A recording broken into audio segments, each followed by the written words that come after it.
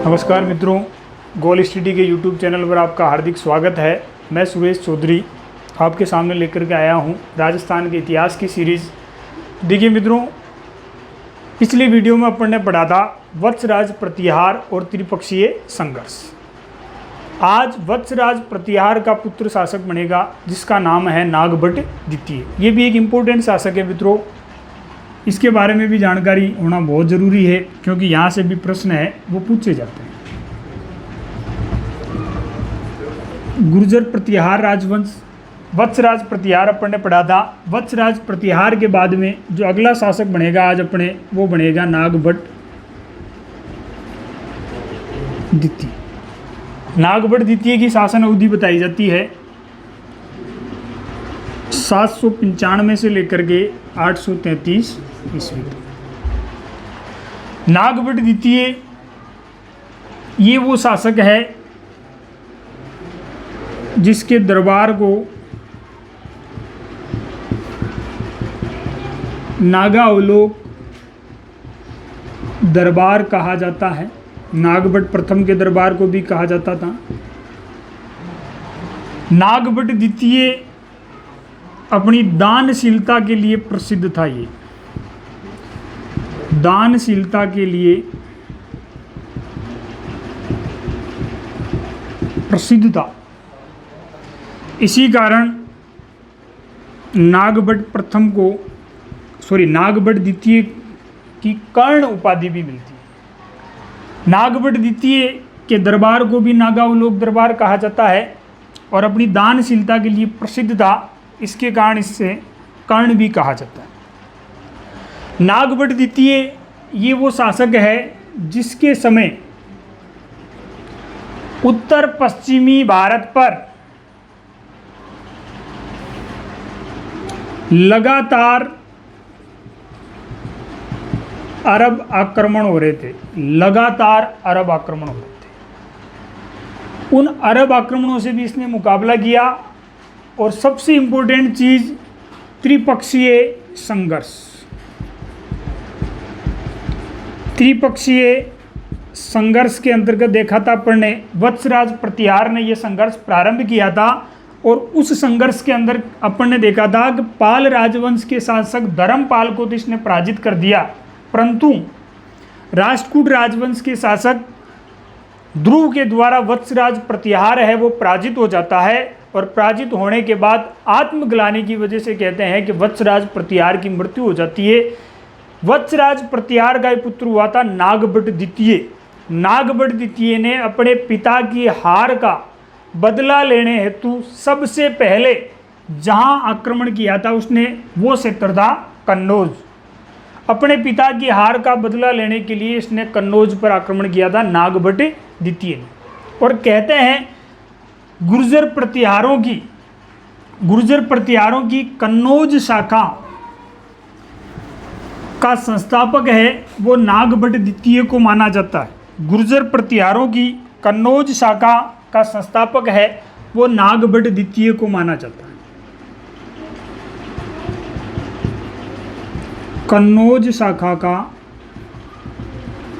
संस्थापक माना जाता है नागभट्ट द्वितीय को। ध्यान रखें, मोहनोत नैणसी ने गुर्जर प्रतिहारों की 26 शाखाएं बताई है। मोहनोत नैणसी के अनुसार गुर्जर प्रतिहारों की कितनी शाखाएं हैं?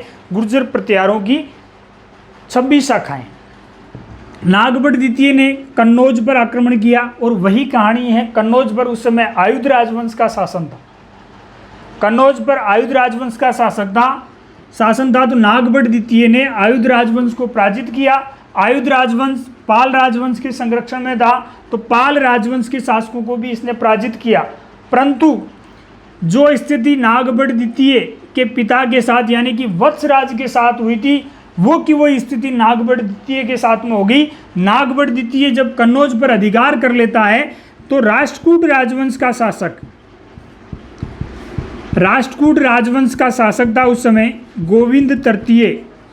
राष्ट्रकूट राजवंश के शासक गोविंद तृतीय के द्वारा नागभट्ट द्वितीय को पराजित कर दिया जाता है। कन्नौज पर अधिकार को लेकर के चल रहे त्रिपक्षीय संघर्ष के इस दूसरे चरण में भी पराजय है वो गुर्जर प्रतिहारों की हो रही है मित्रों। यहाँ पे शुरुआत गुर्जर प्रतिहार कर रहे हैं, हालांकि अंतिम विजय इन्हीं की होगी, लेकिन प्रथम चरण में अपन ने देखा था नागभट्ट द्वितीय का पिता वत्सराज प्रतिहार पराजित हो जाता है राष्ट्रकूट राजवंश के शासक ध्रुव से, और दूसरे चरण के अंदर नागभट्ट द्वितीय है वो राष्ट्रकूट राजवंश के शासक गोविंद तृतीय से पराजित हो जाता है और अपने पिता की हार का बदला नहीं ले पाता है। और इसी वजह से कहते हैं नागभट्ट द्वितीय ने आत्मग्लानि से ग्रसित होकर के गंगा में जीवित समाधि ली। गंगा में जीवित समाधि, यहाँ से प्रश्न बार बार पूछा गया है मित्रों, किस गुर्जर प्रतिहार राजवंश के शासक ने गंगा में जीवित समाधि ली थी? तो गंगा में जीवित समाधि लेने वाला गुर्जर प्रतिहार शासक है वो नागभट्ट द्वितीय है। एक जैन विद्वान हुए हैं चंद्रप्रभ सूरी,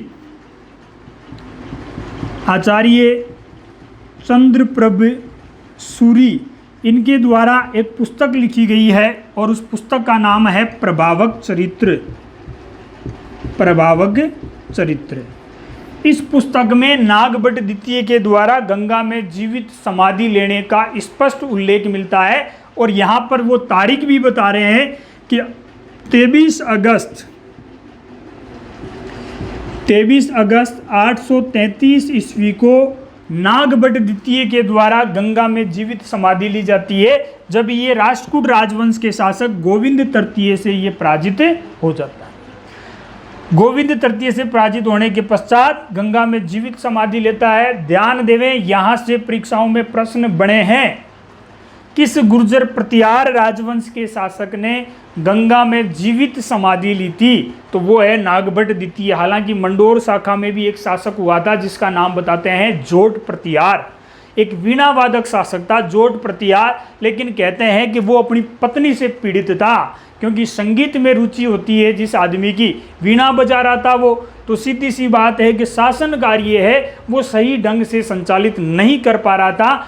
इसी वजह से कहते हैं कि वो राज कार्य का त्याग करके गंगा नदी के किनारे बैठ गया था और वहाँ पर बैठा बैठा वीणा बजा रहा था। बहुत सुरीली वीणा बजाता था जोट प्रतिहार।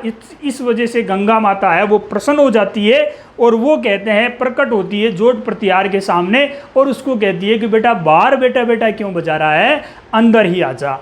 तो इस प्रकार ध्यान रखें, मंडोर शाखा का जोट प्रतिहार है वो गंगा में जीवित समाधि लेता है, जबकि कन्नौज शाखा का संस्थापक नागभट्ट द्वितीय है वो भी गंगा में जीवित समाधि लेता है। जैन विद्वान चंद्रप्रभ सूरी के द्वारा लिखे गए ग्रंथ प्रभावक चरित्र में ये जानकारी मिलती है कि 23 अगस्त 833 को नागभट्ट द्वितीय ने गंगा में जीवित समाधि ली थी। ये है आपके नागभट्ट द्वितीय। नागभट्ट द्वितीय कन्नौज शाखा का संस्थापक है। ध्यान रखना, गुर्जर प्रतिहारों की सबसे शक्तिशाली शाखा है वो कन्नौज थी। कन्नौज को राजधानी बनाने वाला गुर्जर प्रतिहार शासक नागभट्ट द्वितीय। इसके बारे में अपने को जानकारी भी मिलती है। एक जोधपुर का शिलालेख मिला है, जोधपुर के अंदर एक अभिलेख मिला है इसका, बुचकला शिलालेख। ध्यान दें मित्रों, बुचकला शिलालेख के अंदर ये उल्लेख मिलता है कि नागभट्ट द्वितीय के द्वारा, इस बुचकला शिलालेख के अनुसार नागभट्ट द्वितीय ने जोधपुर में 2 मंदिर बनाए हैं। जोधपुर में मंदिर बनाए हैं किसके? शिव और विष्णु। शिव व विष्णु के मंदिर है वो इसके द्वारा बनाए गए। बुचकला अभिलेख के अनुसार नागभट्ट द्वितीय ने जोधपुर के अंदर एक शिव मंदिर का निर्माण करवाया था और एक विष्णु मंदिर का निर्माण करवाया था। मंदिर स्थापत्य शैली, गुर्जर प्रतिहारों की जो मंदिर स्थापत्य शैली है उसे अपन महामारू शैली के नाम से जानते हैं। यहाँ से भी प्रश्न आया हुआ है, गुर्जर प्रतिहारों की मंदिर स्थापत्य शैली, मंदिर स्थापत्य शैली है, इस शैली को अपन कहते हैं महामारू शैली। वत्सराज प्रतिहार के द्वारा ओसियां के अंदर कुछ मंदिरों का निर्माण करवाया गया था और कहते हैं कि उसके द्वारा वहां एक तालाब का निर्माण भी करवाया गया था। नागभट्ट द्वितीय संपूर्ण, इसके बाद नागभट्ट द्वितीय का पुत्र शासक बनेगा और वो बनेगा वत्सराज प्रतिहार। आप इसका स्क्रीनशॉट लेना चाहे तो ले सकते हैं।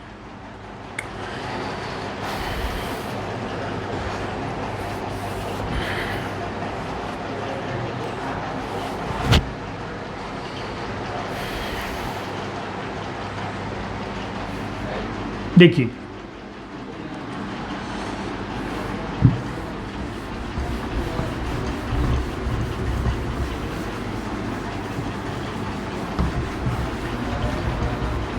अगला जो शासक बनेगा अपने